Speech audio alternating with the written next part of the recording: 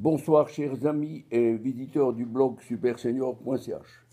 Vous savez tout comme moi que M. Castaner, le fougueux et incompétent ministre de l'Intérieur de France, vient d'annoncer que le gouvernement français va rapatrier près de 130 djihadistes franco quelque chose, donc des gens qui ont la double nationalité, ces djihadistes qui se trouvaient en Syrie et en Irak.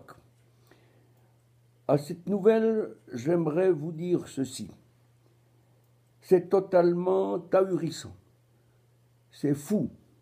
La France rapatrie des terroristes, des gens qui n'ont plus le droit, qui n'auraient plus le droit d'être français, s'ils sont doubles nationaux, algériens, franco-français, maroco-français, tuniso-français, x-français. Ce n'est pas possible.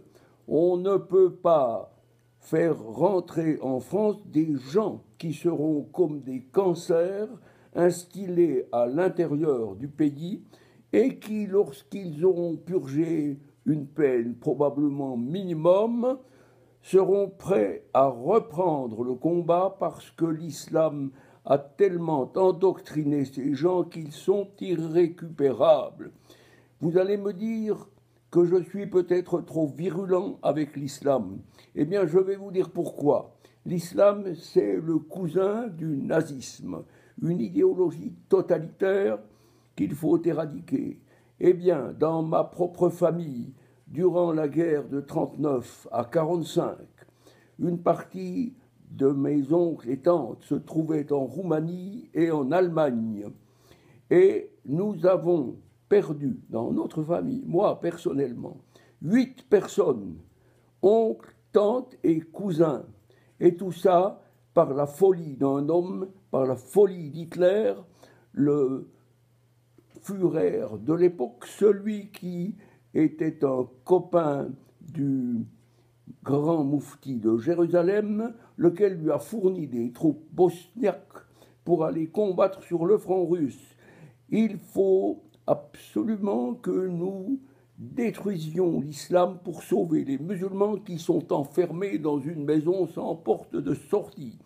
Voilà, ça c'était l'expression de ma fureur, parce que j'en ai marre de voir comment la France se débat avec un gouvernement incompétent qui est à la solde de l'ennemi.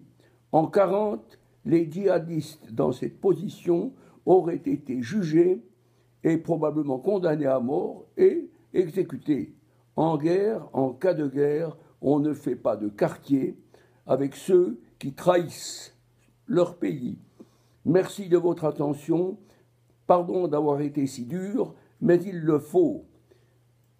Il y va de notre survie, de la survie de notre civilisation chrétienne.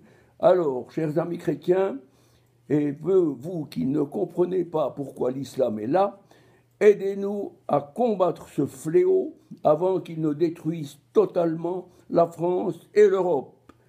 Bonne soirée mes amis, merci.